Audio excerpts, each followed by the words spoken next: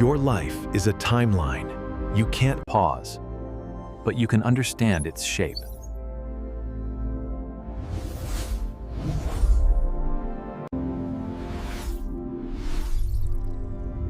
Because human life isn't one long, even road. It's a sequence of biological seasons, each with its own rules, its own traps, and its own kind of meaning.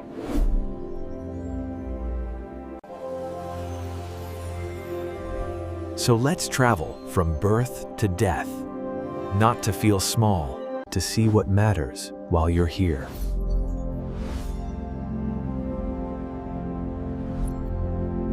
At the beginning, you arrive with almost nothing and an absurd amount of potential.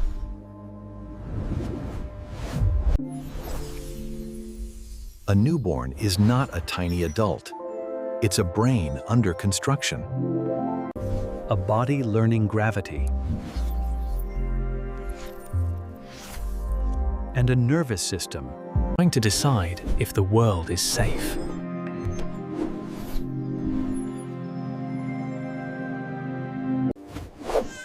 In the first years, the most important milestone is simple: connection.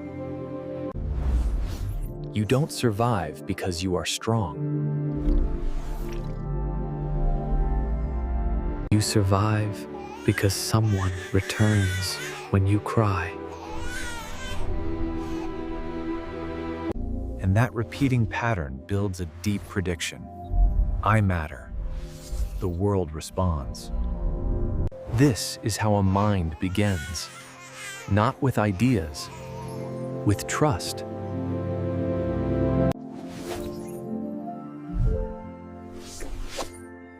Then, childhood turns the world into a laboratory. Your brain builds models at high speed. Language becomes a tool for time travel. Play becomes training for reality. And your body grows in bursts, sometimes smoothly, sometimes overnight. Someone kept hitting a secret expand.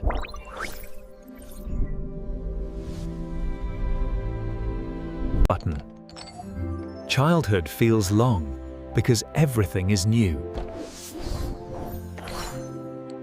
New streets, new rules, new emotions, new first times.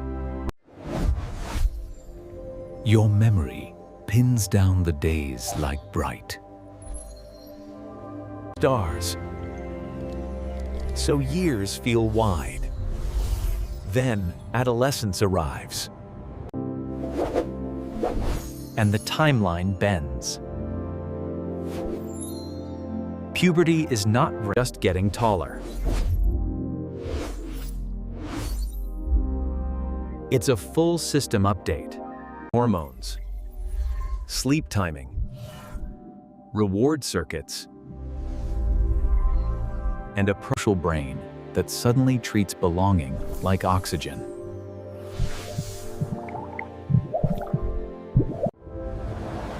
Teenagers don't take risks because they are broken. They take risks because their brain is tuned for exploration.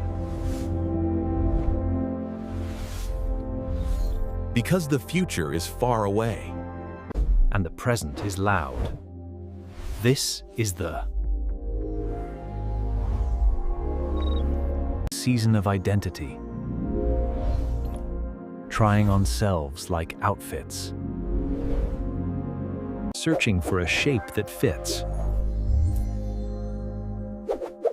And it's also the season of shame.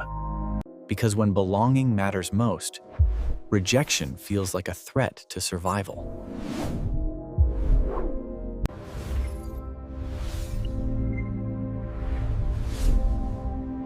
If you're in this stage, here is the truth.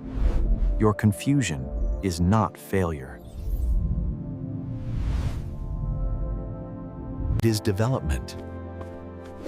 Then you reach early adulthood. And for the first time, You get to choose. Not everything, but enough to change the direction.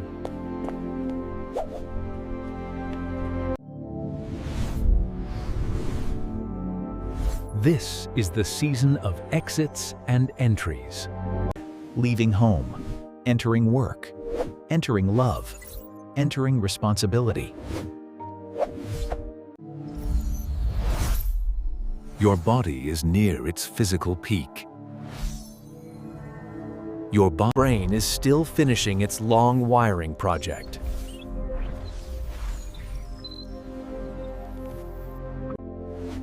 Honed and taints fry.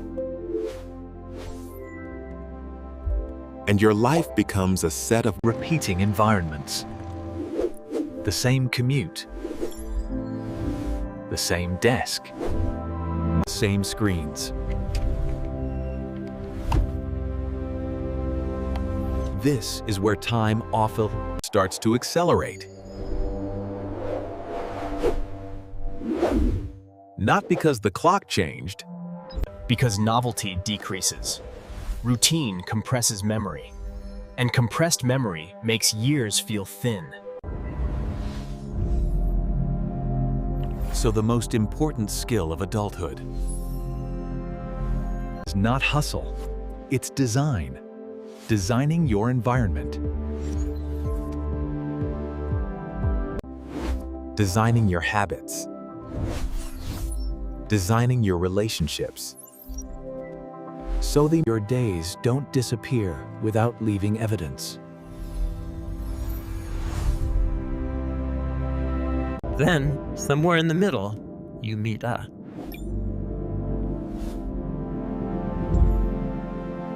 Strange moment. The realization that life is finite. Not as a thought, as a feeling. Maybe it comes at 27. Maybe at 41.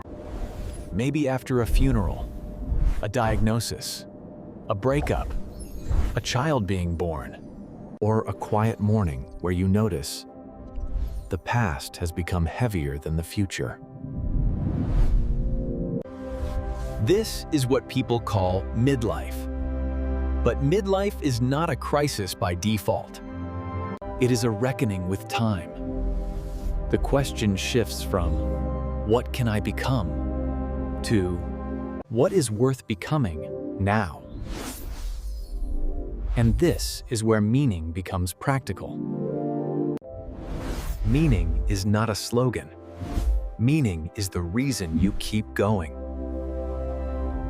When motivation stops showing up.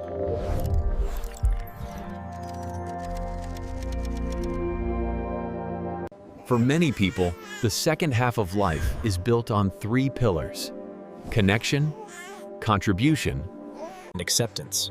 Connection, choosing people over performance. Contribution, being useful beyond your own story. acceptance, letting some doors stay closed without resentment. Then aging begins, slowly at first, then noticeably.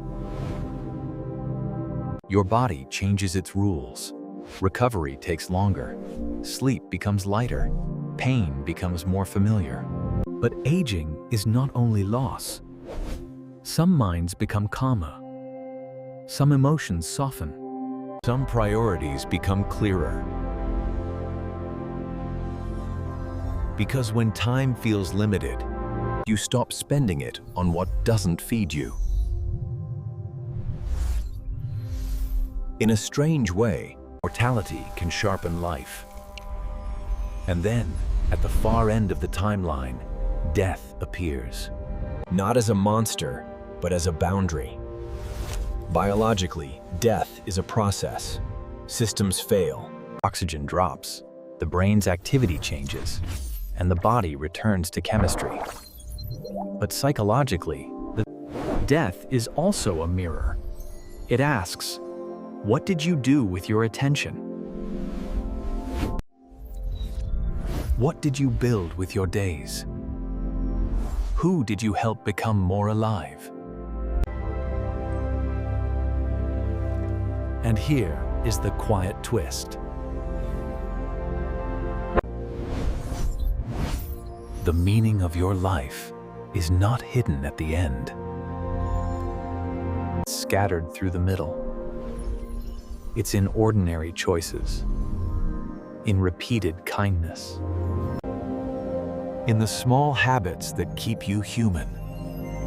In the conversations you don't postpone. In the courage to begin again. Not what because time is endless, but because it isn't.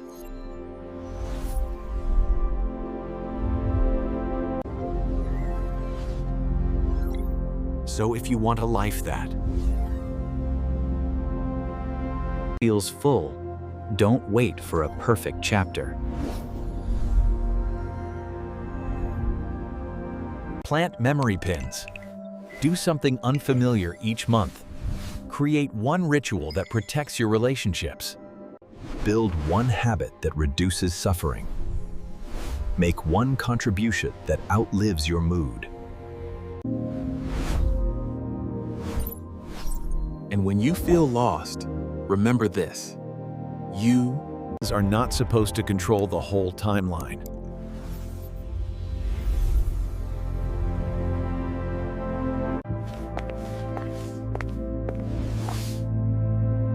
You are supposed to show up for the scene you're in.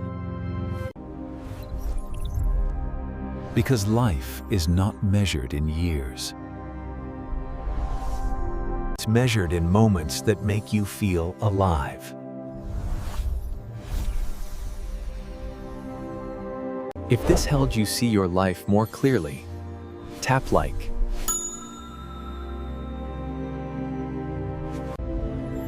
And for more calm, science-first stories about meaning, time, and the human experience, subscribe to Arcane Knowledge.